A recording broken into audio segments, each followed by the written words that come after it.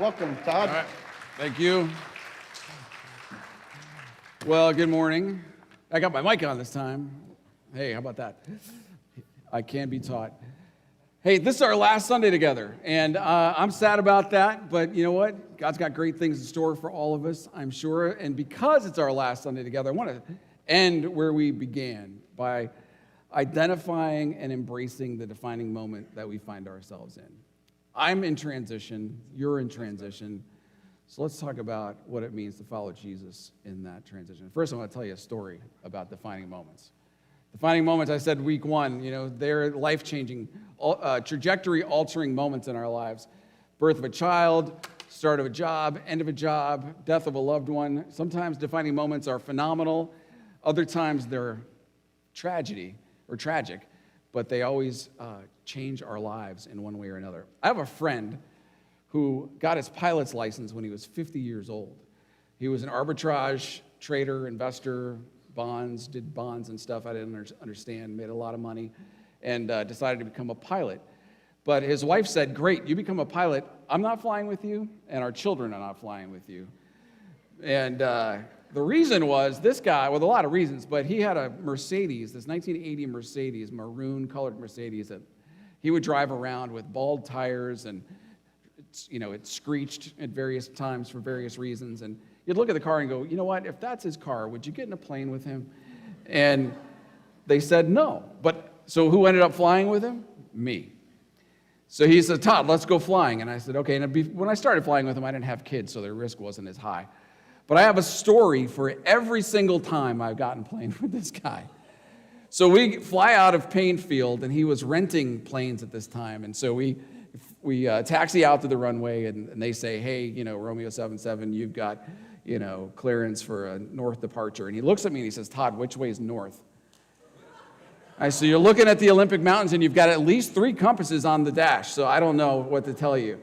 Get me out. So we get up in the air, and we fly around the Sound and up, around Orcas and Lopez Island, and it's beautiful. And we're going to land at Orcas, East Sound in Orcas. So we come in, and I notice as we're coming in that the Como 4 helicopter is on the infield at this small airport. And I'm like, oh, that's cool. So we come in, and we're coming, and he just slams on the runway, and we bounce, and we're doing this. And I thought, we're going to crash into that helicopter. And we almost did. And he got control of it, and we got to the end of the runway. And I'm thinking, oh, my gosh, I am 60 miles, a ferry ride and an Uber ride from my car. What do I do? And he looks at me and he says, Todd, I think it owes us another one. I said, it does not owe us another one, for sure. Like, get me out of here. So we turn around and we take off and we come back and he does a perfect landing. But then we fly back to Painfield, and there are 2 runways. There's the huge runway and then there's a small one. And we went to the big runway and he did the same thing. He just crashed. And he looked at me and he's like, Todd, get out and see if the tires are flat, would you? I mean, we hit that hard.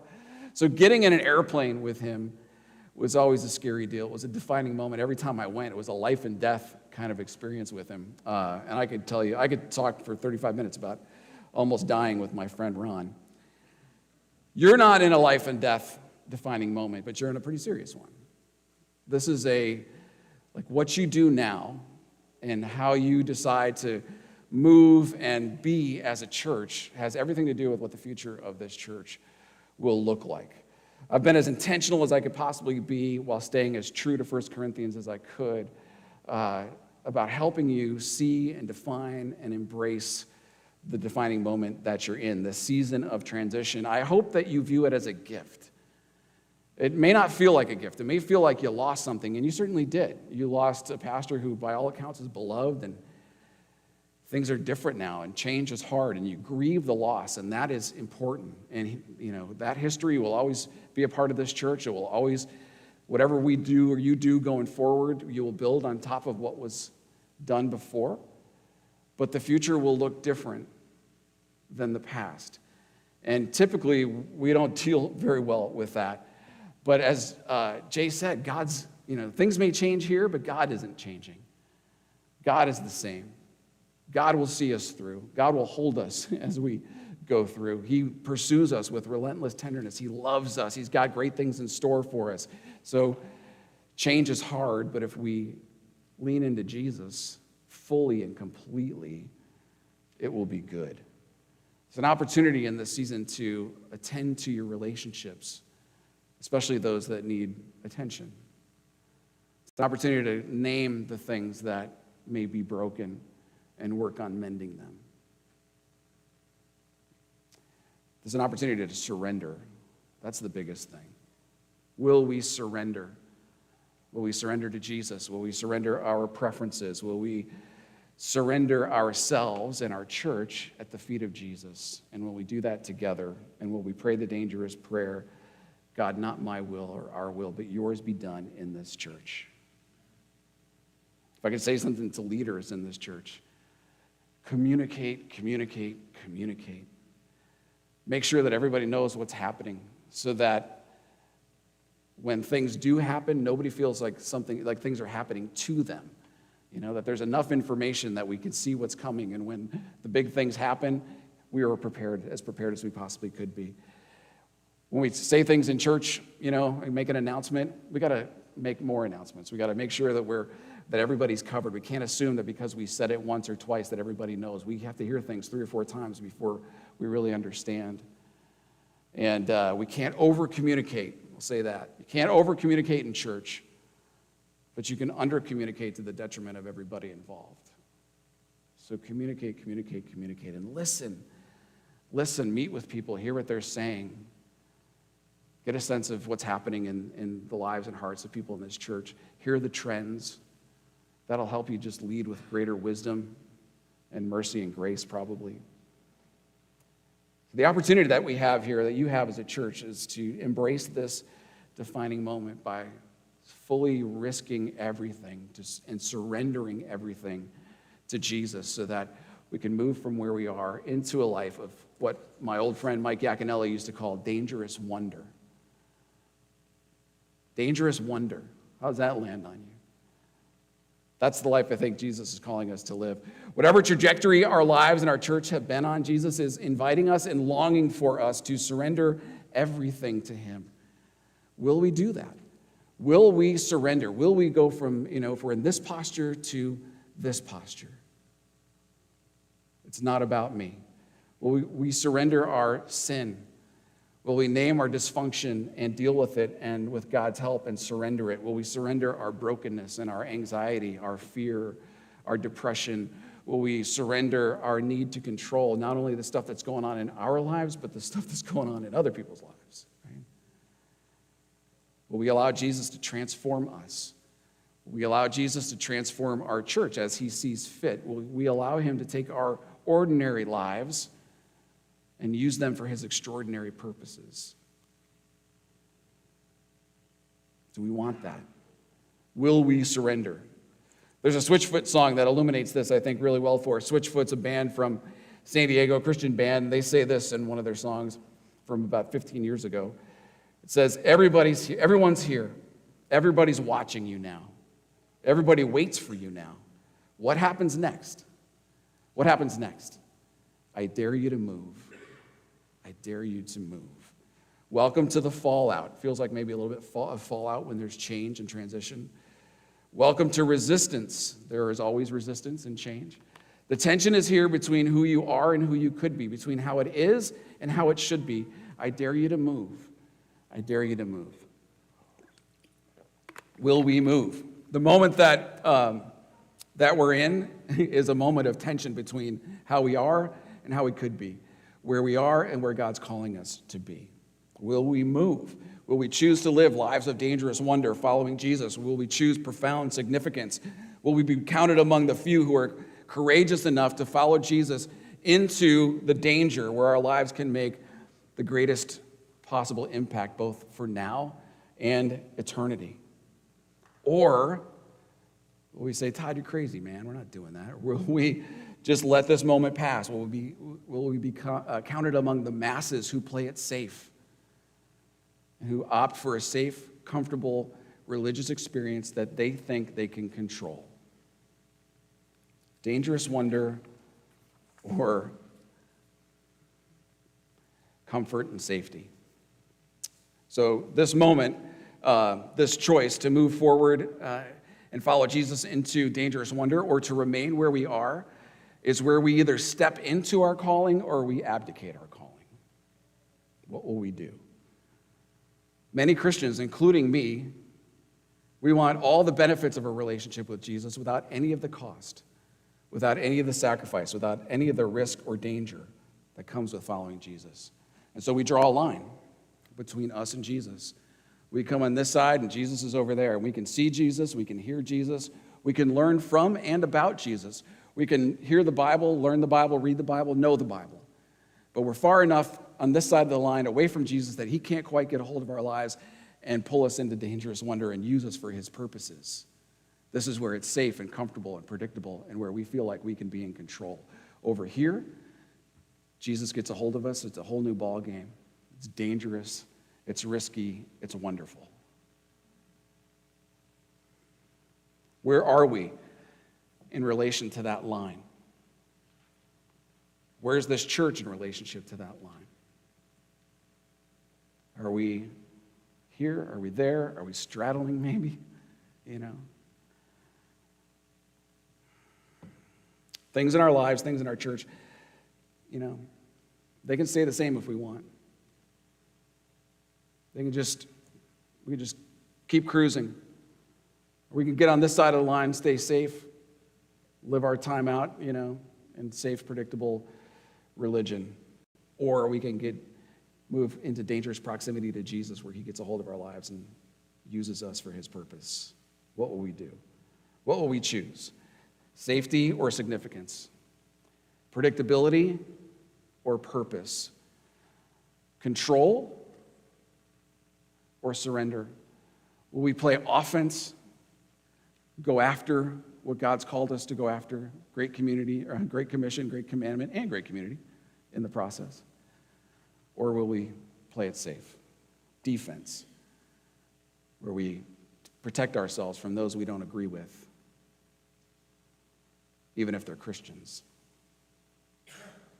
When we choose safety, when we choose predictability, when we choose control, the church, which is meant to be a life-saving station for people who are far from God but matter to Jesus, becomes a members-only club where the goal is not to rescue broken people, but to make the members as comfortable as possible.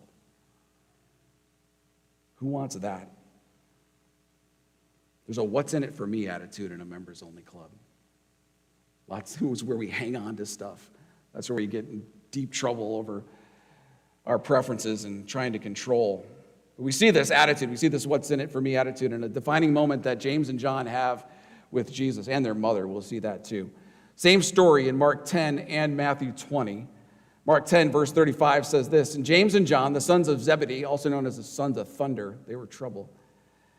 They came up to Jesus and said to him, Teacher, we want you to do for us whatever we ask of you. Nice. And Jesus said to them, Jesus is great. Look what Jesus says. What do you want me to do for you? And they said to him, grant us to sit one at your right hand and one at your left in your glory. Wow. By asking this of Jesus, they're revealing that they had drawn the same line between them and Jesus as we often draw. They wanted to be on the safe side. They wanted all the benefits of a relationship with Jesus, but none of the cost. They didn't understand that there would be cost. And if there was, they didn't want it because they didn't sign up for that. So they wanted to control rather than surrender, and they had the audacity to ask Jesus to bless that request, right? These guys have been with Jesus for 3 years. They're part of the inner circle, Peter, James, and John, and yet they have all the knowledge, they have all the information that they need to change the world, but their hearts at this point remain unmoved by Jesus. They're not willing to go into the dangerous wonder just yet. They wanted Jesus to set up his earthly kingdom in that moment, with one of them on his right and the other on his left. It's crazy because these are guys who lived at the tip of the spear of a revolutionary movement, yet instead of looking like revolutionaries, they look like members of, the members-only Jesus club. They wanted all the benefits of their relationship with Jesus, but none of the cost. They wanted power and position without sacrifice and surrender. How could James and John be so close to Jesus and get it so wrong? The same way I do. The same way we do. If it can happen to these guys, it can happen to us. And I wonder if it is happening with us. I'm asking myself that question in my own transition that I'm in. If it is happening to us, if we are like them, then we must do something about it. And as I leave here, I beg you not to settle. Beg you not to settle.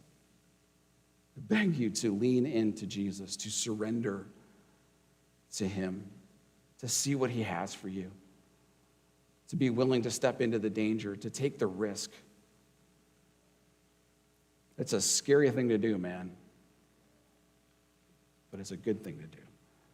Amazingly, for James and John, just prior to this interaction with Jesus, Jesus had been telling, before they say, hey, can we be 1 and 2? Jesus had been telling them all the stuff that was going to happen to him. He was telling them that he was going to die, essentially, He was telling them that that living with him was not about power or position. It was living for him was about surrender and sacrifice. He was saying, those who want to be first will be last. The last will be first. If you want to follow me, great. Deny yourself. Deny your selfish ambition. Pick up your cross and follow me. Instead of climbing your way to the top in the backs of others, like for these guys, the other 10 disciples, lay down your lives for the sake of others, especially those who don't know God. So here's what Jesus said to them before this, just before they asked him if they could be number 1 and number 2. Matthew 20, verses 18 and 19, Jesus says, listen or see, we're going up to Jerusalem. The Son of Man will be delivered over to the chief priests and scribes, and they will condemn him to death and deliver him over to the Gentiles to be mocked and flogged and crucified, and he will be raised on the 3rd day. Wow. So he's telling them what's happening, and they're like, well, hey,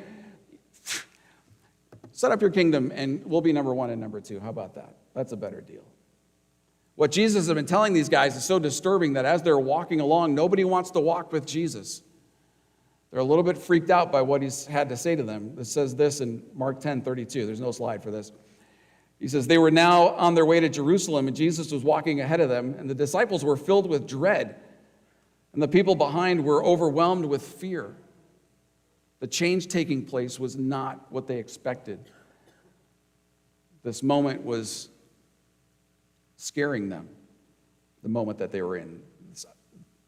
Jesus telling them how things are going to go for him. So he takes the 12 aside, and Jesus once more began to describe everything that was about to happen to him in Jerusalem. They were absolutely rocked by the truth Jesus was giving them. And so now they're forced to consider what it means for them that they're now following a suffering Messiah, because that's not what they wanted to do. Were they even willing to follow a suffering Messiah? Are we willing to follow a suffering Messiah? And the same question they asked themselves, we must ask ourselves. Will it cost us something to follow a suffering Messiah? Will we have to suffer as well? Most likely, yes. But we won't regret it. We won't regret it. So it appears here that James and John are in the stages of grief with Jesus. They're certainly in denial, maybe mixed with a little bit of bargaining. Otherwise, how could they make such a request? Such a selfish request, such a self-elevating request.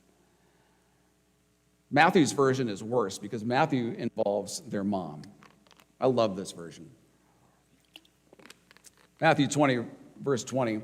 Then the mother of the sons of Zebedee, her name was Salome, came to Jesus with her sons, and kneeling before him, she asked him for something. And he said to her, what do you want? And she said to him, say these 2 sons of mine are to sit one at your right hand and one at your left in your kingdom. Wow. We should make a couple observations. Matthew apparently held a grudge against these guys because he included the fact that their mother came, whereas Mark let him off the hook. Matthew wanted everybody to know what his knucklehead friends James and John did and how they had their mom come on their behalf. It doesn't speak well of James and John that mom showed up. Has your mom ever showed up in your life and embarrassed you? Yes, every one of us.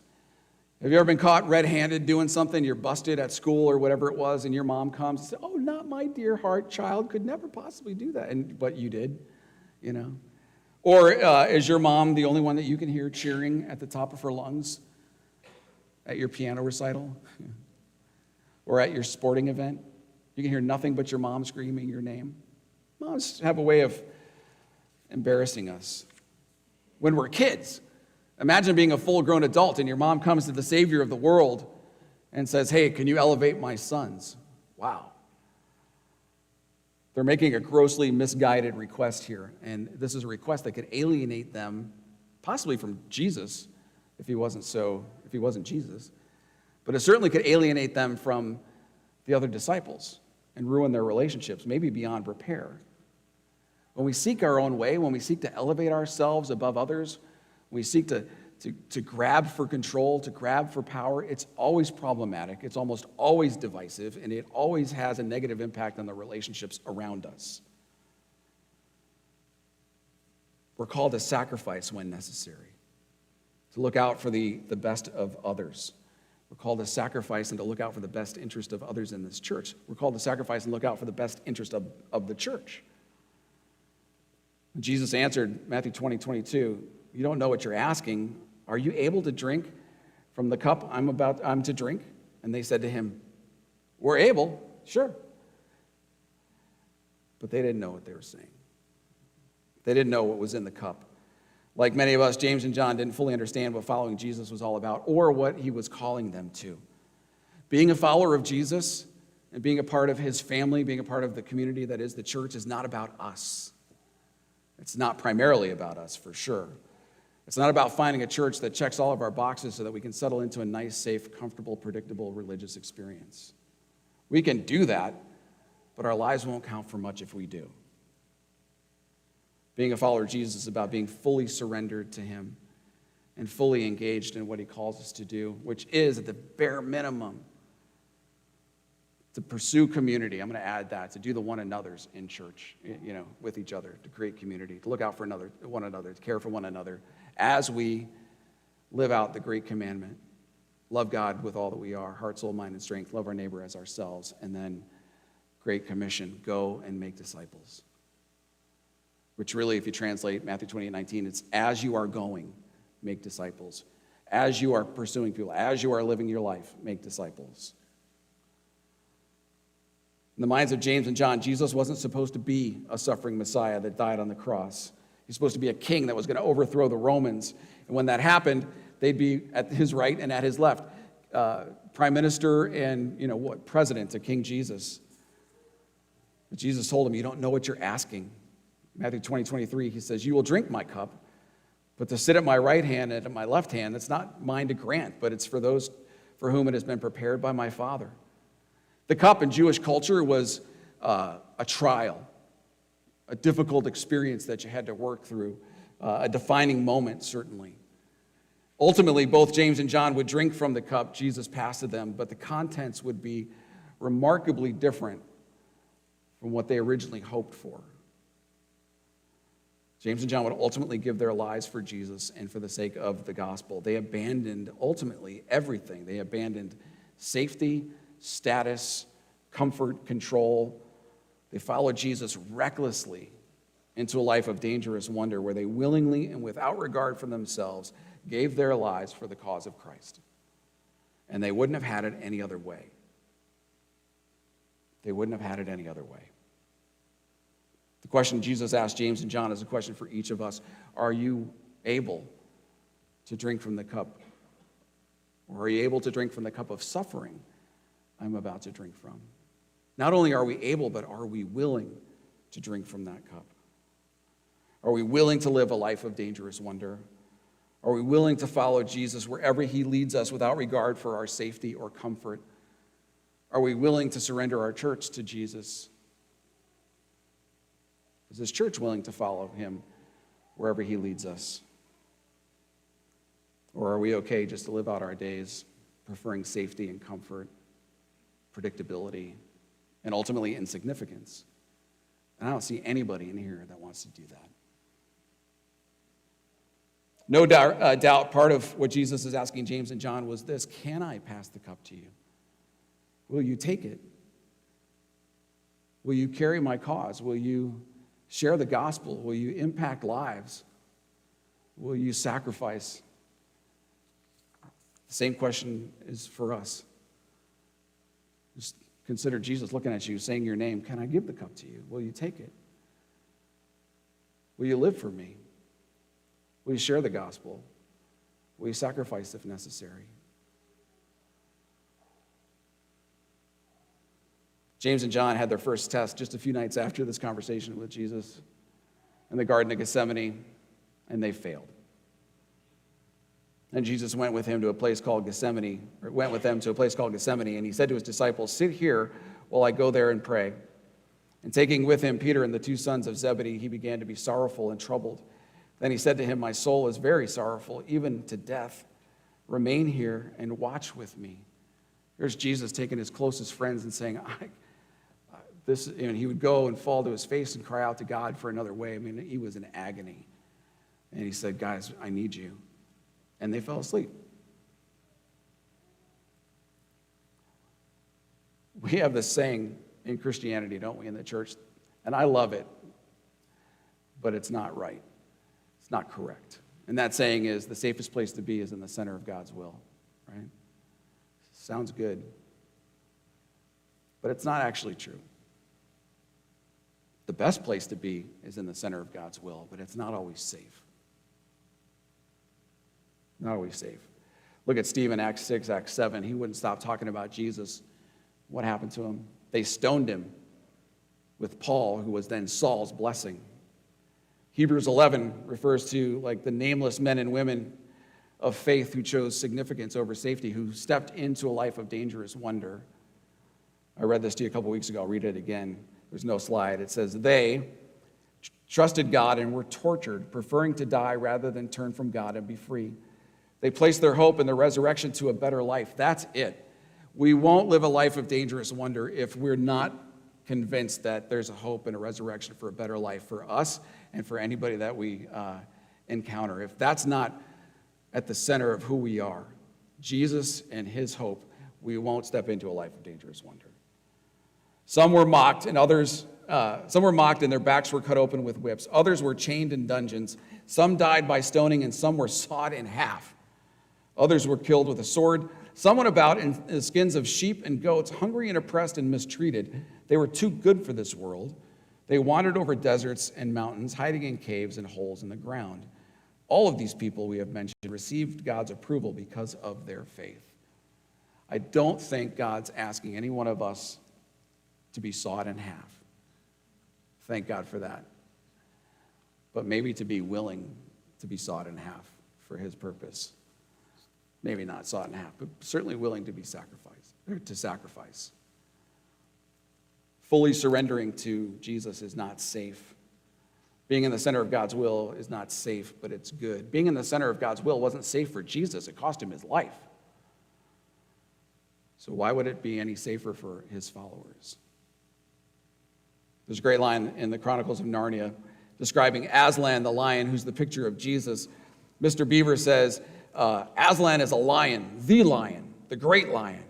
"Ooh," said Susan, "I thought he was a man. Is he quite safe? I shall feel rather nervous about meeting a lion."